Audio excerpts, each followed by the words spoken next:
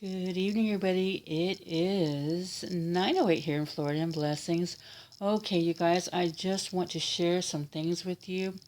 Um, Everything is picking up speed, you guys. And this is from the emergency email and wireless network that I get on a regular basis. And this says CDC identifies monkeypox cases in 12 states. It's talking about that there is 21 known cases as of right now, and they are quarantine people, but that's not all, y'all. They are openly preparing for the big one. Let's talk about it. So, we've all heard of these groups of elites that have been meeting, but there's one that's been a little bit under the radar. We've all heard of Klaus Schwab and the World Economic Forum, but there's another one that's also been going on for a very long time. It's where the elites meet and they try to plan out our future for your life. So the Bilderberg group is meeting right now, and they have some pretty interesting plans for what they want to do with our lives. Just to name a few attendees, some of our favorite people have showed up. Thankfully they're there. Like the Pittsburgh CEO Albert Bola. Thankfully he's there. I'm so thankful he's there. And of course the CIA director William J. Burns. He has to be there too. That makes sense to have them at a Bilderberg meeting. And also Jake Sullivan, the director of the National Security Council. So these are all very big names attending this meeting, and they are talking about some very big and serious things. They are warning that the big one is coming, and they are planning for it too. And they put it on their official press release. They are proud of it that they are planning for this. So let's dive into what the big one is, because this is serious and this actually has real potential to happen very soon. So during their press release, they announced quite a few topics, key topics that they want to discuss, and one of them were very interesting. Number seven was continuity of government and the economy, and then eight right under that is disruption of the global financial system.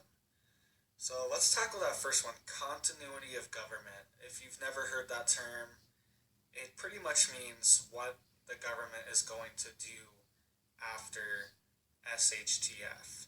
So let's read an official um, definition really quick, just so we know, and that'll lead into our next point as well. And continuity of government is defined on Wikipedia as this: the principle of establishing defined procedures that allow a government to continue its essential operations in case of a catastrophic event, such as a nuclear war.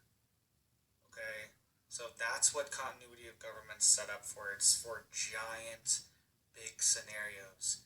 And the Bilderberg Group, which is meeting right outside Washington, D.C., with some of the head people in our government, CIA director, and the head of the National Security Council. These are very high up people in government.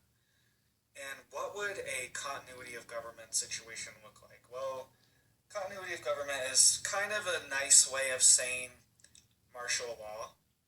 So essentially, the military would have to step in and take over in an extreme situation like that, especially if some of our top leaders were hurt or injured or wiped out in this situation. And just a little fun fact, if you don't know who administers the continuity of government, it's FEMA, our favorite people over at FEMA. We've all heard what can happen with FEMA. So let's dive in. Let's just dive into what would happen during martial law. This is from the U.S. Department of Justice own website describing what would happen in a martial law scenario. This is what it says. When martial law is in effect, the military commander of an area or country has unlimited authority to make and enforce laws. Martial law is justified when civilian authority has ceased to function, is completely absent, or has become ineffective. Further, martial law suspends all existing laws as well as civil authority and the ordinary administration of justice. So, I don't know if you heard all that. Suspension of laws, suspension of all normal laws. It would potentially be military laws if the courts aren't in order. And that's the suspension of your rights, the suspension of the Constitution, and that's exactly what these people want. Okay, that's their dream, is to suspend our Constitution, because that's what we hide behind. That's our shield, is these rights that we have. They weren't given to us, we were born with them. This is our shield, and they want to take that shield away so bad. That's the end goal, because once the shield's gone, they can implement their agenda fully. And one